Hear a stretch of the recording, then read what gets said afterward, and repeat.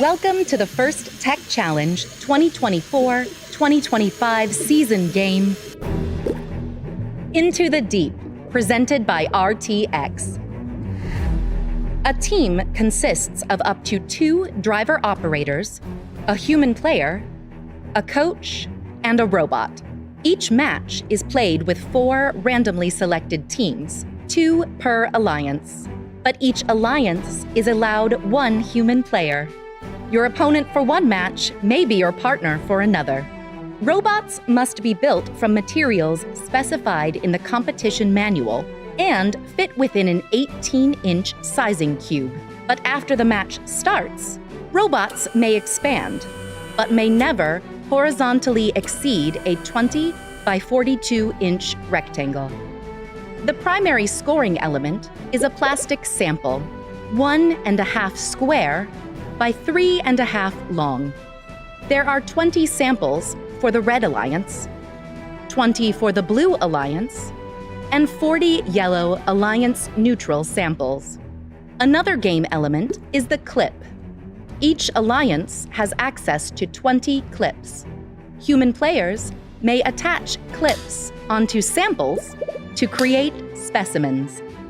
The game is played on a 12-foot square playing field with a foam tile floor and 1-foot high walls. A submersible structure is located in the center. Within the submersible are the barriers, low rungs, high rungs, low chambers, and high chambers.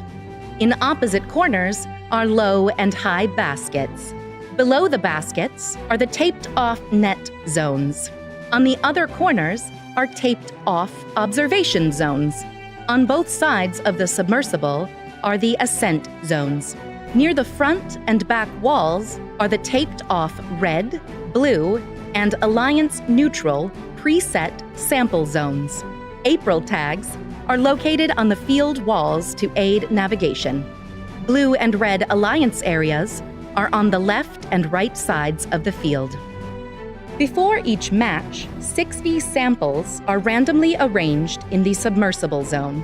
20 clips are positioned outside of each observation zone, and 12 samples are positioned on the preset sample zones. Teams place their robots on the field, touching the sidewalls. Each robot can start the match with either 1 specimen or 1 sample. The field and players are now ready. The match begins with a 30-second autonomous period. During auto, robots may attempt to score using pre-programmed instructions and sensor inputs.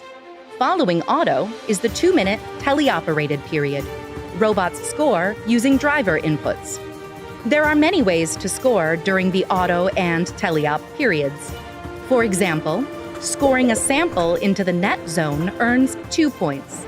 And scoring a sample into the low basket earns 4 points, or 8 points for scoring into the high basket. Robots may bring Alliance-specific samples to the observation zone. Human players can attach clips to the samples, turning them into specimens. Scoring a specimen on the low chamber earns 6 points, or 10 points if scored on the high chamber. Sample colors may be neutral or Alliance-specific, but specimen colors must be Alliance-specific. The last 30 seconds of the teleop period is the endgame. Robots may continue scoring, but have protected access to their ascent zones. Each robot contacting the low rung earns 3 points. If a robot achieves a low-level ascent, it earns 15 points.